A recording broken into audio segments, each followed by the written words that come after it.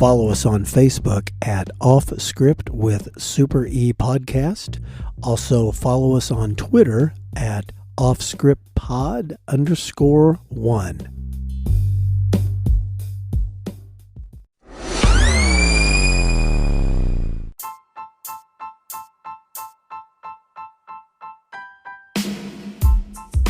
Off Script with Super E recommends listener discretion, as these real but sometimes uncensored stories can be filled with mature content.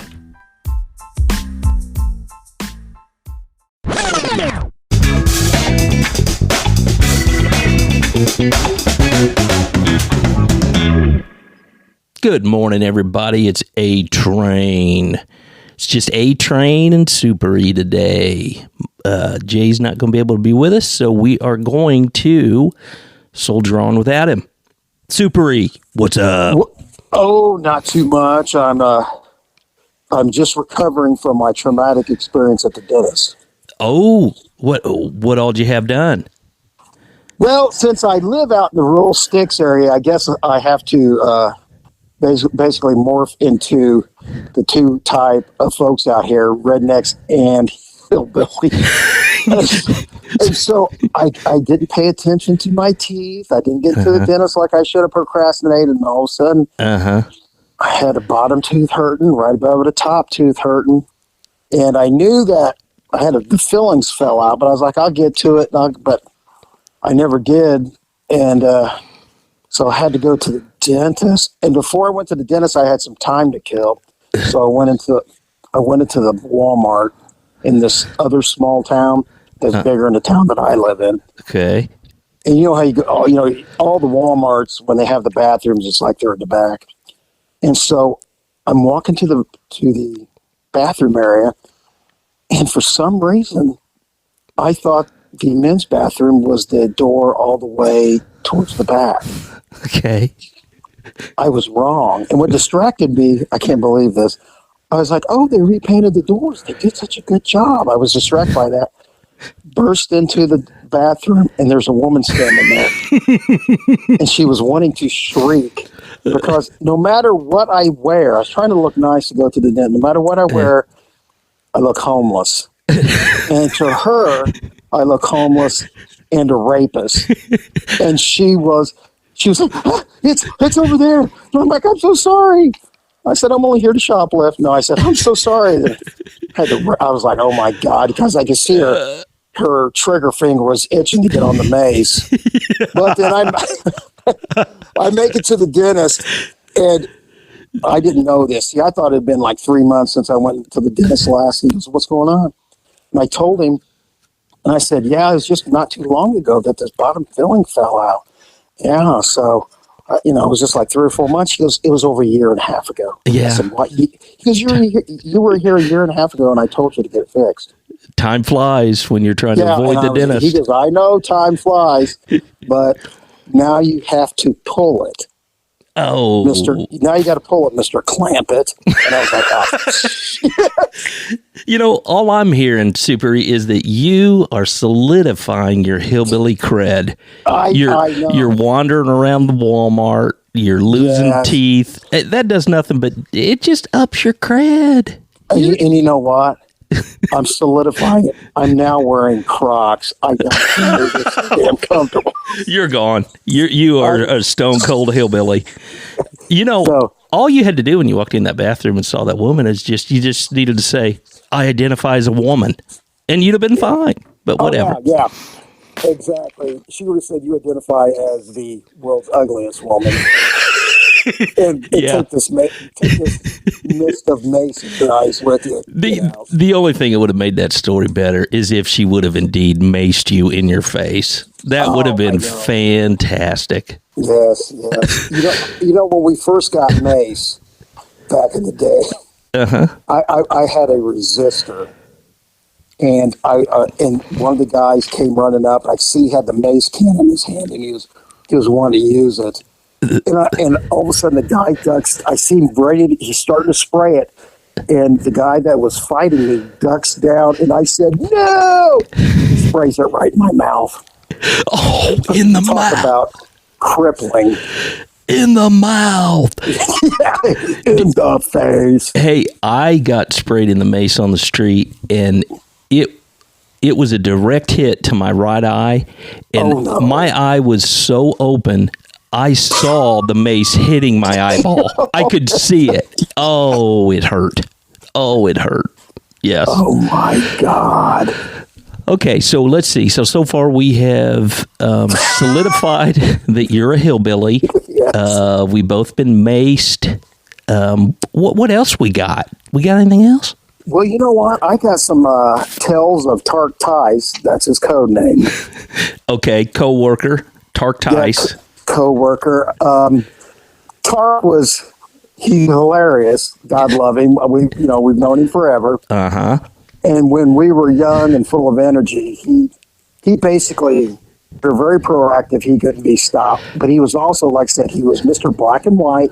Yeah. And he wanted his uniform to look impeccable no matter what the weather conditions were. Uh-huh. And he always wore the Corfram shoes. Now, I don't know if anybody knows what Corframs are. He did? Oh, 5 feet of snow, he was wearing the Corframs. And What? for everybody out there, Corframs are like the shiny shoes you would like go to church in, and the soles were real slick. But he thought they looked good. What a dork. Yeah, he was wearing them damn Corframs. And I used to give him so much shit for it because I was wearing the Rocky boots or whatever they were. And there had been about 4 feet of snow on the ground. It's like 4 in the morning. There's absolutely nothing going on. And we're in this area that was the park where we used to patrol.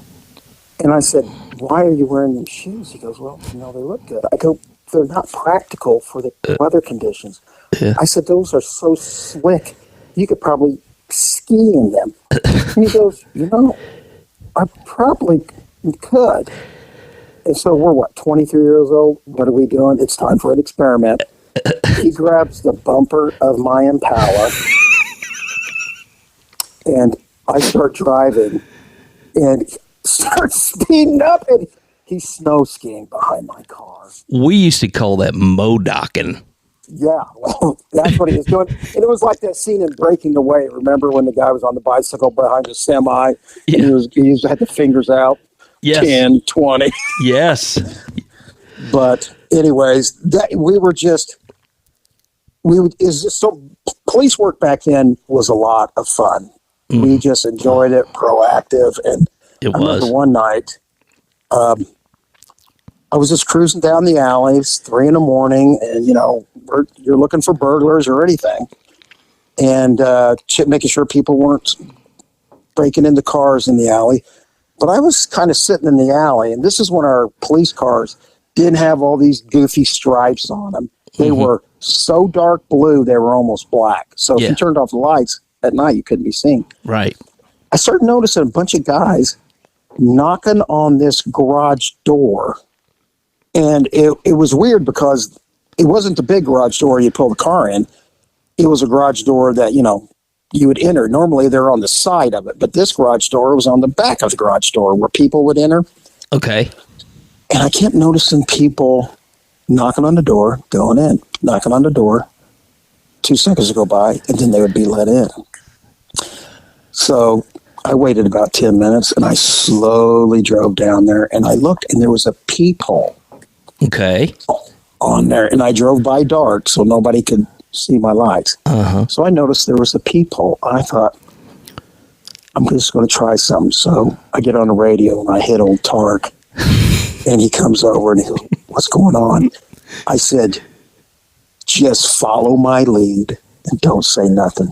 So we pulled up a couple of houses north in the alley of this garage. I sneak up on it, and Tark's behind me like, what the fuck's going on? And I put my thumb over it, and I knock on the door. And I knew there was probably a lookout. He would look through the peephole to see who was there. Uh-huh. So I put my thumb on the peephole and knock on the door. And I heard, who is it? I said, we can make it, baby. And all of a sudden I heard, what? Who is it? We can make it, baby. Charles, is that you? What the fuck? Get that shit out of your mouth and talk right. exactly. I said, we can make it, baby.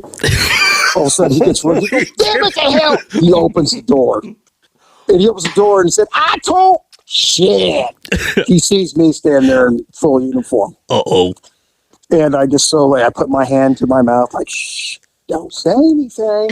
And then Tark comes in behind me. And this lookout guy's like, man, I know my night's going downhill. And we're in this dark garage, and there was a big blanket that was hanging up. And we could see there was a light on behind the blanket. And we could hear everybody laughing and joking. There was a whole lot of shit going on. We didn't know what it was yet. So I just walked up, and I ripped the blanket open, and they had a casino Monte Carlo set up in this crummy-ass garage. And all these guys were shooting dice and laughing, and all of a sudden, everything comes to a screeching halt. They look up. They're like, what the fuck, Gonzalez? I go, hi, guys. What we doing? Oh, illegal gambling. And I guess the one guy who was running, he's like, oh, damn it. He goes, how did you get in here? He goes, where the fuck is Thomas? And the guy stepped from behind me. So you see, Thomas, how in the fuck did Gonzalez get in here?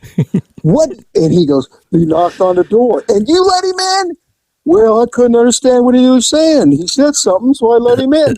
He goes, what did he say that you thought it'd be a good idea to open the door and let him in? And I looked at the guy and I said, we could make it, baby. And the guy goes, you said what? I said to Thomas, we can make it, baby. The guy goes, Thomas, you're fired. You're fired. The Thomas goes, man, I thought he was Charles. You know, Charles sounds like he has a pile of shit in his mouth.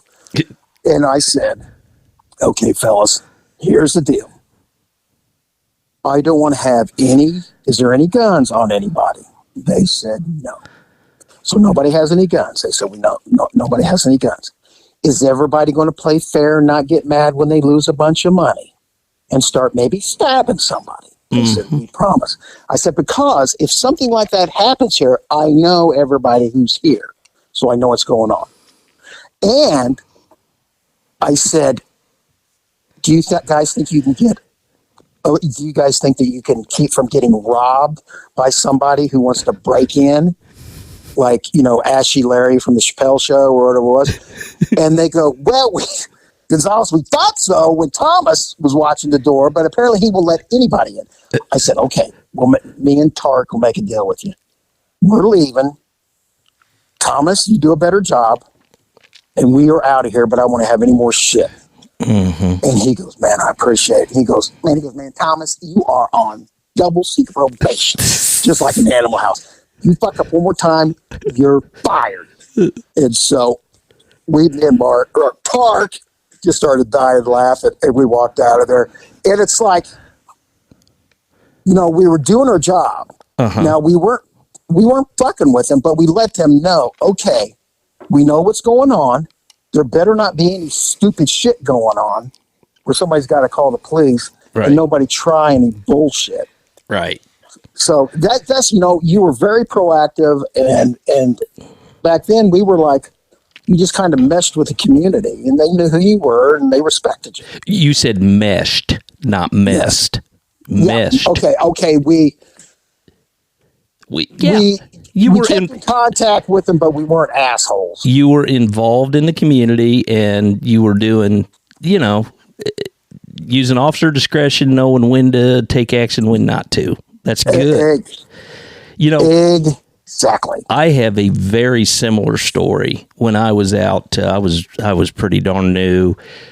Got talked into something by a more veteran officer that I wish I wouldn't have listened to him. But there was a gambling house right on the corner. I mean, it was every weekend, just cars galore, you know, and there really weren't, there wasn't a big problem from this place. They kind of policed themselves. And I let this older officer, he's like, hey, the door's open. And I'm like, yeah. He goes, I think it's accessible to the public. I think we need to go in and investigate. And I'm like, okay. So we went in there. We walked in. There was a pile of money on this table. I'm not kidding you. It was 10 inches high. Just money everywhere. We walked in. It was this tiny. It was a garage too. And it was not big, loaded with people. As we walked in, all I could hear was this. Thud, thud, thud, thud, thud. It was everybody dropping their guns on the floor. Oh, so I was like, what have you gotten me into? Then what happened? And we tried to use discretion. We were trying to be smart and this and that. But when it was all said and done the next day, I got called into the supervisor's office and was told, this order has come down on high. Leave the gambling house alone. So we never went back in there. So anyway, I don't know. You know what? The same thing happened to me and Tark, man. We did the exact same thing. And we were told, don't ever do that again. Yes.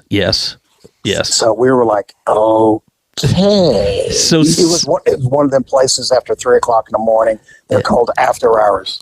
Yes, right. Exactly. Yeah, exactly. And generally, there wasn't a lot of problems from them. They, like I said, they police themselves. But you know, I was a new officer. I got talked into something, and I immediately was spanked.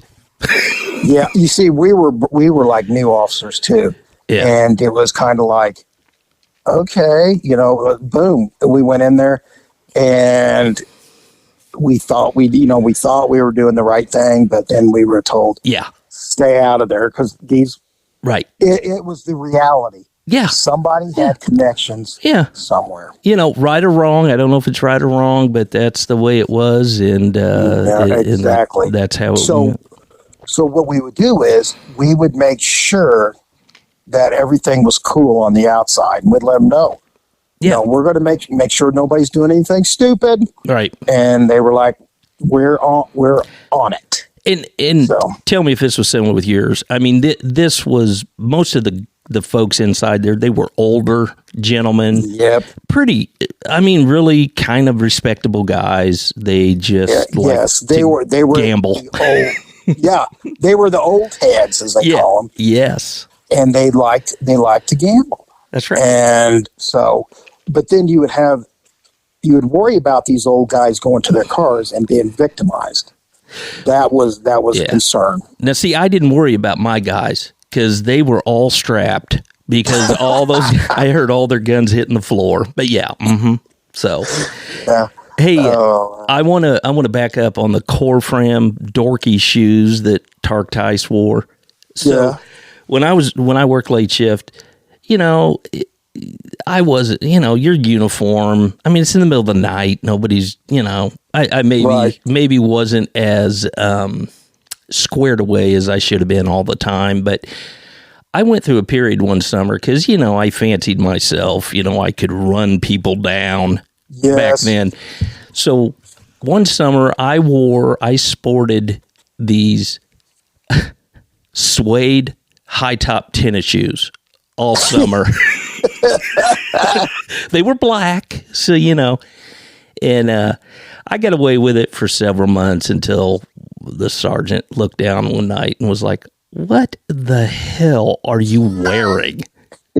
So I had to go to my Rocky boots after that. But I was wearing. Okay, I don't want to be a topper. Oh, but top me. I was one night. Them Rocky boots cost a lot of money, expensive, and I didn't want to wear the Corframs. I was wearing some black Kmart shoes with Velcro, and I was standing outside a downtown building on a hostage situation, and it's just like what you said. Yeah. The supervisor come up and said, "Super-E, this is what's going on inside, and so you know, make sure they don't come running out." And all of a sudden, the supervisor looked down, and she saw them Kmart Velcro shoes, And she just stopped talking for like a very uncomfortable length of time, which made it awkward, and just stared at him and then just looked at me and said, please don't let the guy get away from through this area. Okay. I said, 10-4. Well, at least, okay, mine were Nikes. So they weren't Kmart's. However, right now I don't buy Nike stuff, so I would not be wearing those. But back in the day, yes. they were at least some Nikes. Yeah, because, like you, me and Tark, we fancied ourselves. We were only like 23 and 24. Yeah. So we were like in super good shape. But Tark, he was very attuned to what his uniform looked like. Yeah. And he was also very attuned to when he would get a new general order, he would, usually I just threw mine in the back seat and forgot about it. He would leave. He would disappear. He would read it, outline it with a highlighter, and then put the most important parts in a little notebook. What a dork. Oh, yeah. But when it came time for him to take the sergeant exam, he didn't even have to study. Well, that's true. He did retire a captain. We didn't. Yeah. So, yeah. Yeah, exactly. But he was also very stringent with the general orders. To him, there was really no in-betweens at the beginning of his career. Right. Everything was black and white. And I remember we were setting up by the Chili Bowl, which was a place to eat and drink. And then after 3 a.m., it was an after-hours joint. Right. So we're just sitting by the Chili Bowl, and we're talking. This is where my driver's side door was right next to his driver's side door, and we're talking. And then some guy walks across the street from his car. His car was he couldn't get it started. And this was our Smitty and Hoppy moment. Smitty and Hoppy was from Sanford & Son.